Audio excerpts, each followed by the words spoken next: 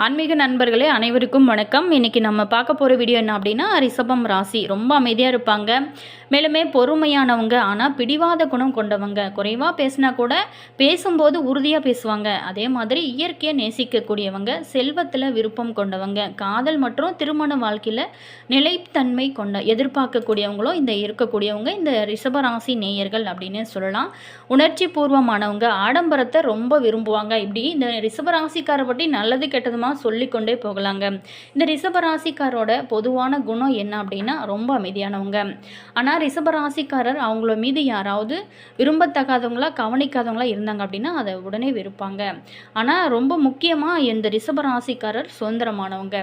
மேலுமே இவங்களுக்கு இனி வரக்கூடிய காலகட்டங்கள் எப்படி இருக்குது, இந்த 2026 பிறக்க போகிறது. இந்த 2025 இந்த மார்கழி மாதத்தில் இவங்களுக்கு கிடைக்கக்கூடிய யோகங்கள் என்ன, ரொம்ப கவனமாக இருக்க வேண்டிய முக்கியமான விஷயங்கள் என்ன, மேலுமே அவங்க செய்ய வேண்டிய பரிகாரங்கள் என்ன, இனி வரக்கூடிய காலகட்டங்கள் அவங்களுக்கு யோகமாக அமைய அவங்க என்னென்னலாம் ஸ்கிப் பண்ணலாம், என்னென்னலாம் ஆட் பண்ணலாம், இது எல்லாமே நம்ம தொடர்ந்து இந்த வீடியோவில் பார்க்க போகிறோம். இந்த ரிஷபராசிக்காரர் ரொம்ப அமைதியாக இருக்கவங்க அப்படின்னு பார்த்துருப்போம். ஆனால் இந்த ரிஷபராசிக்காரர் ரொம்ப மனிதநேயம் கொண்டவங்க அப்படின்னு கூட சொல்லலாம். இந்த ரிஷபராசி நேயர்களுக்கு அடுத்து வரக்கூடிய நாட்கள் எப்படி இருக்குன்னு பார்க்க போகிறோம். வீடியோவை ஸ்கிப் பண்ணாமல் முழுமையாக பாருங்கள். வீடியோ பிடிச்சிருந்தால் லைக் பண்ணுங்கள், கமெண்ட் பண்ணுங்கள், ஷேர் பண்ணுங்கள். நீங்கள் இது போல் தகவலை தெரிஞ்சுக்கணும் அப்படின்னாலும் நம்ம மாஸ் மல்டிமீடியா சேனலை சப்ஸ்கிரைப் பண்ணிட்டு கூடவே இருக்க பெல் பட்டனையுமே ப்ரெஸ் பண்ணிட்டு வாங்க வீடியோக்குள்ளே போகலாம்.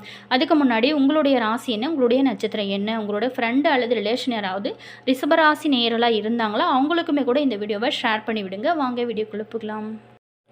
முதல்ல நம்ம மார்கழி மாதத்தோட சிறப்புகளை பார்ப்போம். மார்கழி மாதம் தனுர் மாதம், அதாவது தமிழ் மாதங்களில் ரொம்ப சிறப்பான மாதம் அப்படின்னு சொல்லுவாங்க. இது இறை வழிபாட்டிற்கான ஒரு மாதம் அப்படின்னு கூட சொல்லலாம். இந்த மாதத்தில் அதிகாலையில் எழுந்து குளித்து கோலமிட்டு திருப்பாவை, விஷ்ணு மற்றும் திருவெம்பாவை, சிவன் பாடல்களை பாடி வழிபடுவது ரொம்ப ரொம்ப சிறந்ததுங்க. இது உங்களோட வாழ்க்கையில் பல்வேறான மாற்றத்தையும் ஏற்றத்தையும் கொடுக்கும். ஆன்மீக வளர்ச்சிக்கு இது ரொம்ப உதவுங்க. குறிப்பாகவே பெண்கள் பொறுத்த வரைக்குமே செய்யும் பாவை நோன்பு சிறப்பு. இந்த மாதத்தில் சுப நிகழ்ச்சிகள் தவிர்க்கப்பட்டு பஜனைகள், பூஜைகள், திருவம்பாவை, திருப்பள்ளி எழுச்சி வழிபாடுகள் ரொம்ப ரொம்ப பிரபலங்க.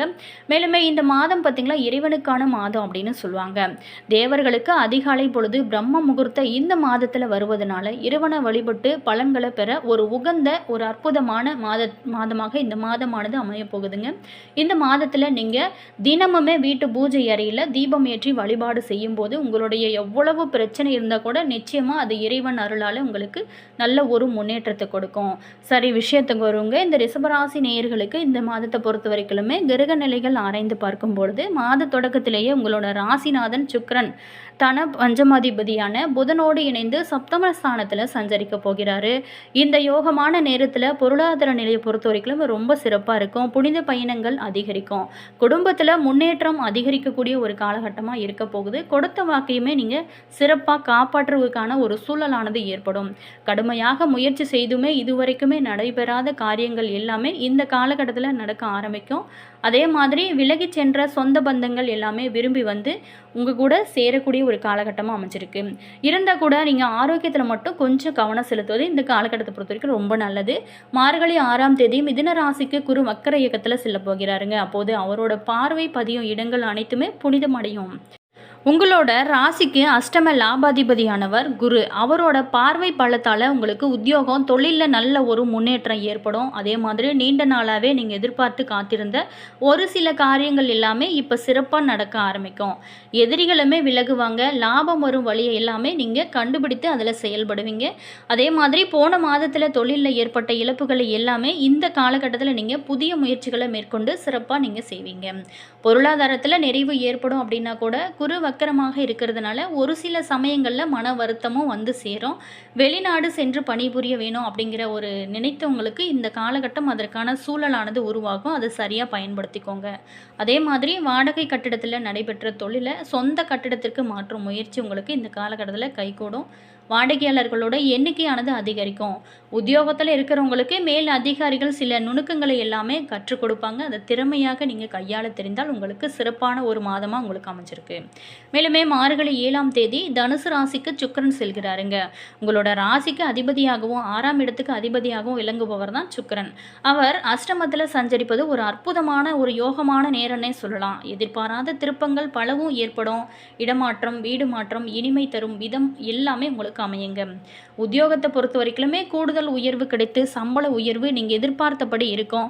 எந்த ஒரு காரியத்தை முயற்சி செஞ்சாலுமே அது உடனடியாகவே முடிவடையும் நேரமாக இந்த நேரமானது உங்களுக்கு அமைச்சிருக்கு. மேலுமே மார்கழி 30ஆம் தேதி மகர ராசிக்கு செல்லும் செவ்வாய் அங்கு உச்சமும் பெறுகிறாருங்க. விரையாதிபதி உச்சம் பெறுவது அப்படின்னா இந்த நேரத்தில் விரயங்கள் ஆனது கொஞ்சம் அதிகமாக இருக்கும். வீண் விரயங்கள்ல இருந்து விடுபட சுப விரயங்களை நீங்கள் மேற்கொண்டு செய்யுங்க. சிறப்பாக முன்னேற்றம் இருக்கும். அதாவது வீடு கட்டுறது, நிலம் வாங்குறது, இந்த மாதிரியான சுப செலவுகளாக மாற்றுங்க. அதனால் விரைய செலவுகளானது குறையுங்க. குழந்தைகளோட திருமணத்தை நீங்கள் இந்த காலகட்டத்தில் முன்னிட்டு சீர்வரிசை பொருட்களை எல்லாமே வாங்குவதில் கவனம் செலுத்துங்க. அதே மாதிரி கட்டிய வீட்டை இந்த காலகட்டத்தை பொறுத்த வரைக்குமே நீங்கள் பழுது பார்க்கும் யோகமானது ஏற்படும். வீட்டிற்கு தேவையான விலை உயர்ந்த பொருட்களை எல்லாமே வாங்கும் முயற்சிகள் கைகூடும். பொது வாழ்வில் இருக்கிறவங்களுக்கு பொறுப்பில் மாற்றம் ஏற்படும். வியாபாரம் மற்றும் தொழில் செய்கிறவங்களுக்கு அதை விரிவு செய்யக்கூடிய ஒரு முயற்சிகள் பார்த்திங்களா உங்களுக்கு வெற்றியை கொடுக்கும் வகையில் இருக்கும்.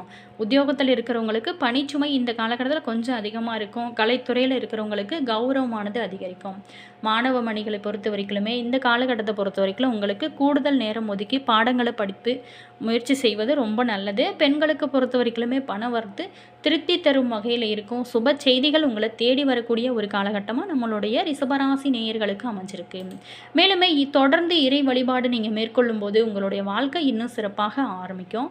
மேலுமே நீங்கள் இந்த காலகட்டத்தை பொறுத்த வரைக்குமே ரிஷபராசி நேயர்களை அதிகாலையில் எழுந்து வீட்டு வாசலில் சாணம் தெளித்து நீங்கள் கோலம் போட்டு தீபம் ஏற்றி வழிபாடு செய்யும்போது உங்களோட வாழ்க்கை சிறப்பாக மாற ஆரம்பிக்கும். தேவையான அளவுக்கு பண வரத்து இந்த காலகட்டத்தில் இருந்தால் கூட வீண் விரயங்களுமே ஏற்படும். தந்தையுடன் ஏற்பட்டிருந்த மன வருத்தங்கள் நீங்கும். அதே மாதிரி நீண்ட நாளாகவே பிரிந்திருந்த கணவன் மனைவி ஒன்று சேரும் வாய்ப்பானது ஏற்படுங்க. சில பேர்த்துக்கு குழந்தை பாக்கியமே கிடைக்கும். நீண்ட நாளாகவே நீங்கள் எதிர்பார்த்திருந்த ஒரு காரியம் இந்த காலகட்டத்தில் சிறப்பாக நடக்க ஆரம்பிக்கக்கூடிய ஒரு காலகட்டமாக தான் உங்களுக்கு அமையப்போகுது. அதே மாதிரி நீண்ட நாளாகவே செலுத்த முடியாமல் போன தெய்வ பிரார்த்தனைகள் எல்லாமே நிறைவேற்றும் வாய்ப்பானது உங்களுக்கு இந்த காலகட்டத்தில் அமையும். அதே மாதிரி சகோதர வகையில் இழுபறியாக இருந்த காரியங்கள் எல்லாமே அனுகூலமாக நடந்து முடியும். அவங்களால மூலம் உங்களுக்கு பூர்வீக சொத்து விஷயத்தில் இருந்து வந்த வில்லகங்கள் நீங்குங்க. உறவினர்களை பொறுத்த வரைக்குமே இந்த காலகட்டத்தில் உங்களுக்கு பக்கபலமாக இருக்கக்கூடிய ஒரு காலகட்டமாக அமைஞ்சிருக்கு. சிலருக்கு ஷேர் மூலம் உங்களுக்கு ஆதாயம் கிடைப்பதற்கு நிறைய வாய்ப்புகள் இருக்குது. முக்கிய முடிவுகள் எடுப்பதில் வாழ்க்கை துணையோட ஆலோசனை மிகவும் பயனுள்ளதாக உங்களுக்கு இருக்குங்க. அதே மாதிரி நீங்கள் முக்கியமாக இந்த காலகட்டத்தை பொறுத்த வரைக்குமே இறை வழிபாடு உங்களுக்கு நல்ல ஒரு முன்னேற்றத்தை கொடுக்கும். அலுவலகத்தில் பணிச்சுமை இந்த காலகட்டத்தில் கொஞ்சம் அதிகமாக இருக்கும். எந்த ஒரு வேலையும் சற்று கஷ்டப்பட்டு தான் நீங்கள் முடிக்க வேண்டிய ஒரு சூழலானது இருக்கும். தீவிர முயற்சியின் பேரில் நீங்கள் உங்களோட கோரிக்கைகள் எல்லாமே நிறைவேறும். சக ஊழியர்களால் ஓரளவுக்கு உங்களுக்கு இந்த காலகட்டத்தில் உங்களுக்கு உதவிகள் கிடைக்கக்கூடிய ஒரு காலகட்டமாக தான் அமைச்சிருக்கு. மேலுமே தொழில் மற்றும் வியாபாரத்தில் லாபம் நீங்கள் எதிர்பார்த்ததை விட குறைவாகத்தான் இந்த காலகட்டத்தில் கிடைக்கும். மறைமுக எதிரிகளால் பிரச்சனைகள் ஏற்பட வாய்ப்பு இருக்குது. ஸோ ரொம்ப கவனமாக இருங்க.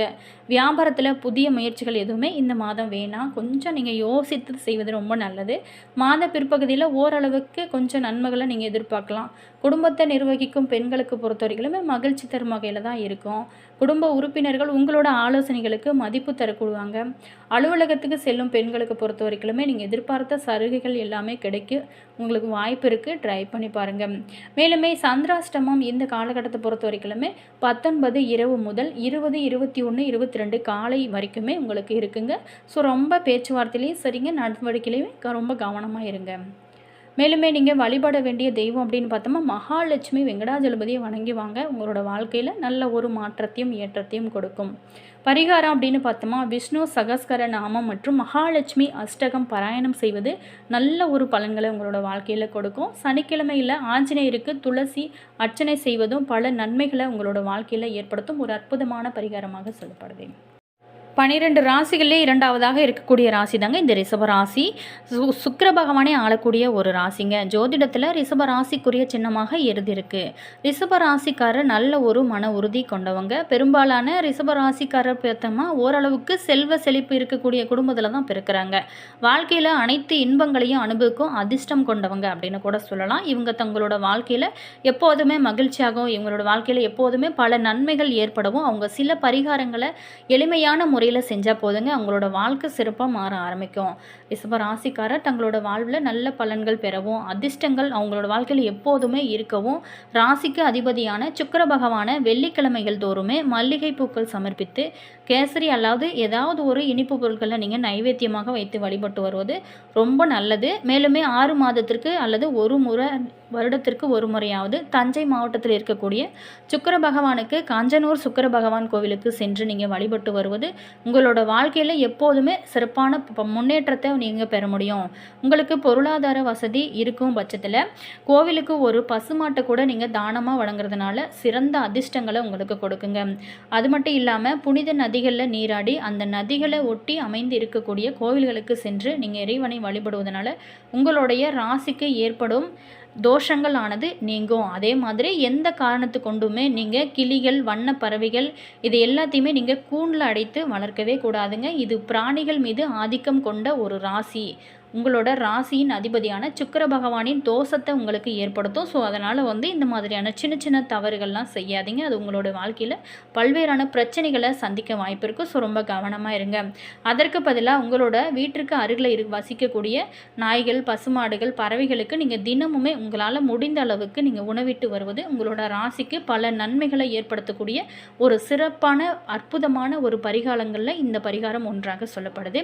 என்ன நேயர்களே, இந்த வீடியோவில் நம்மளோட ரிஷபராசி நேயர்களுக்கு அடுத்து வரக்கூடிய நாட்கள் எப்படி இருக்குது, அவங்க செய்ய வேண்டிய முக்கியமான விஷயங்கள் தவிர்க்க வேண்டிய முக்கியமான விஷயங்கள் இது எல்லாமே நம்ம தொடர்ந்து வீடியோவில் பார்த்தோம். வீடியோ பார்த்தீங்களா உங்களுக்கு யூஸ்ஃபுல்லாக இருந்திருக்கும் அப்படின்னு நினைக்கிறேன். வீடியோ பிடிச்சிருந்தால் லைக் பண்ணுங்கள், கமெண்ட் பண்ணுங்கள், ஷேர் பண்ணுங்கள். நீங்கள் இன்னும் மாஸ் மல்டி மீடியா சேனலை சப்ஸ்கிரைப் பண்ணாமல் இருந்தீங்களா சப்ஸ்கிரைப் பண்ணிட்டு கூடவே இருக்க பெல் பட்டனையுமே ப்ரெஸ் பண்ணிக்கோங்க. அப்போ தான் நாங்கள் போகிற ஒவ்வொரு வீடியோஸுமே உடனுக்குடன் நோட்டிஃபிகேஷனை வந்து சென்றடையும். All viewers, thank you.